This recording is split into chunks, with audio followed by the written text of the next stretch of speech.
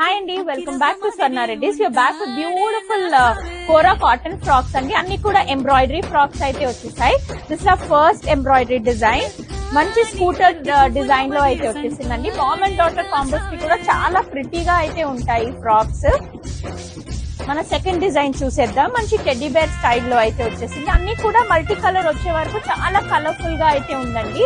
Any colours can be customise.